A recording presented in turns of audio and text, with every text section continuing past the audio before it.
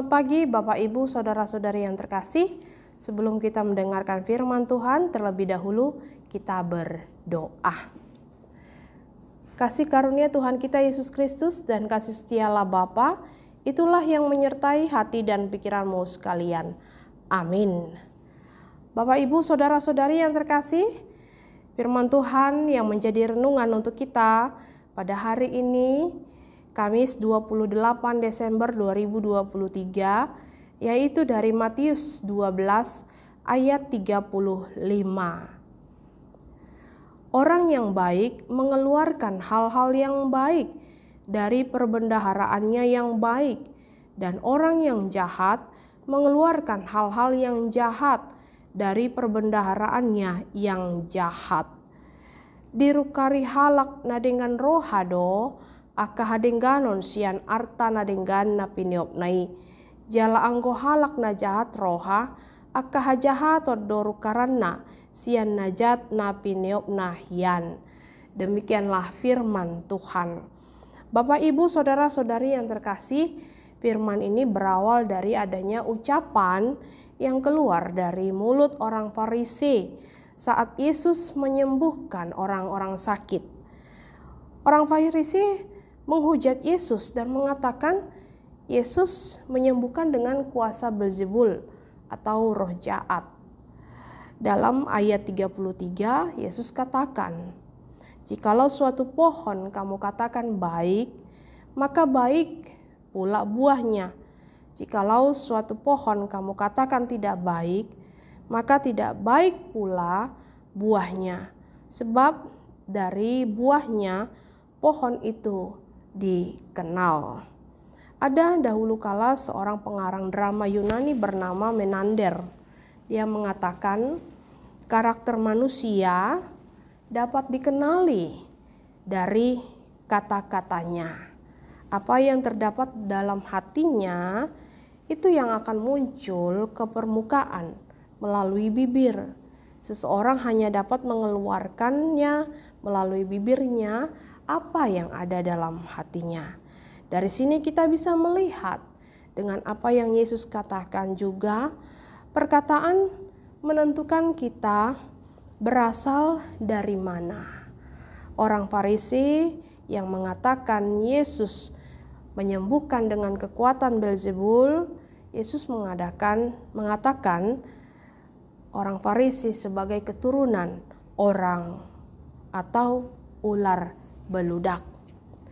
Melalui firman ini, Bapak Ibu Saudara-saudari yang terkasih, Yesus mau menegaskan bahwa seseorang harus bertanggung jawab atas ucapannya yang sia-sia.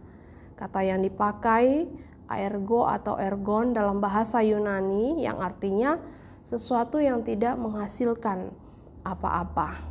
Memang Bapak Ibu, terkadang saat kita marah, apa yang kita ucapkan itulah yang keluar dari dalam hati kita dan apa yang kita pikirkan. Namun itulah kebenaran dan itulah sebenarnya. Dan mungkin dia akan mengatakan ketika dia merasa itu suatu kesalahan, dia berkata bahwa saya tidak bermaksud berkata begitu. Tetapi apapun itu dampaknya adalah orang yang mendengar mengalami luka yang tidak dapat disembuhkan dan akan membangun tembok penghalang yang tidak dapat disingkirkan.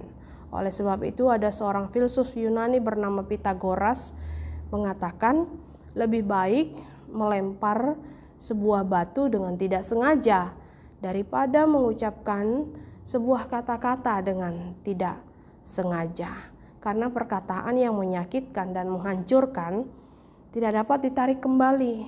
Perkataan itu akan terus merusak kemanapun ia yang mendengarnya pergi.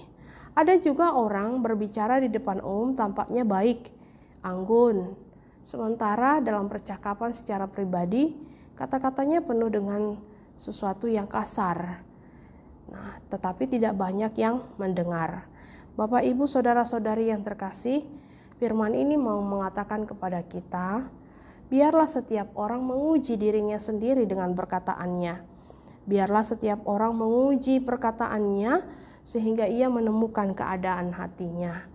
Bahwa seseorang harus bertanggung jawab dengan apa yang dia perkatakan.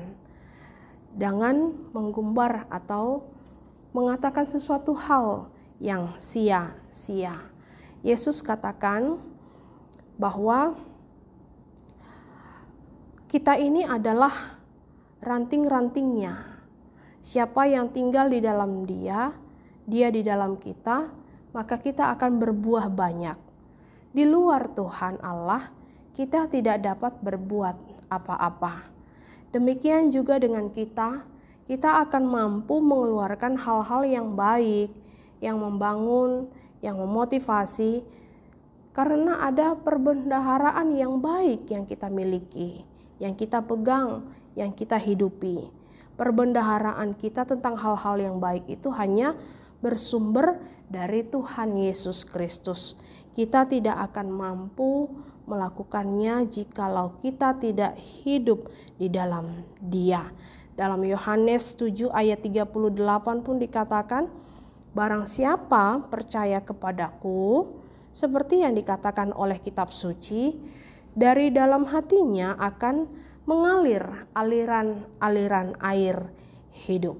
Perkataan orang yang hidup di dalam Tuhan sifatnya adalah membangun iman seseorang, dan hal itu boleh terjadi adalah ketika kita percaya, dan bukan hanya percaya tetapi hidup di dalam Dia. Amin. Kita berdoa.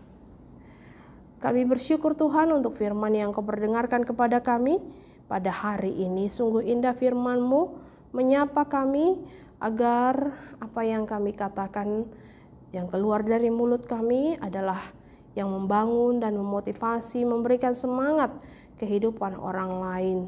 Dan itu adalah karena juga kecintaan kami mendengar suatu perkataan yang membangun, yang memotivasi dan memberikan semangat.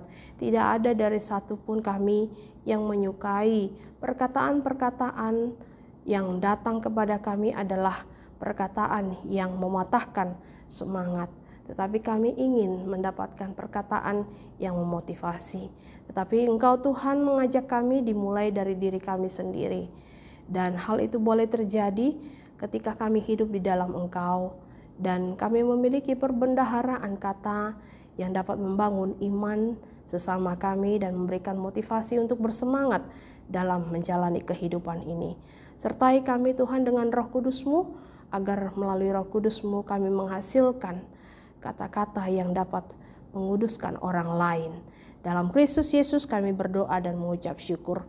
Kiranya kasih karunia Tuhan kita Yesus Kristus dan kasih setia Allah Bapa dan persekutuan Roh Kudus menyertai kamu sekalian. Amin. Selamat beraktivitas, Tuhan Yesus memberkati. Shalom.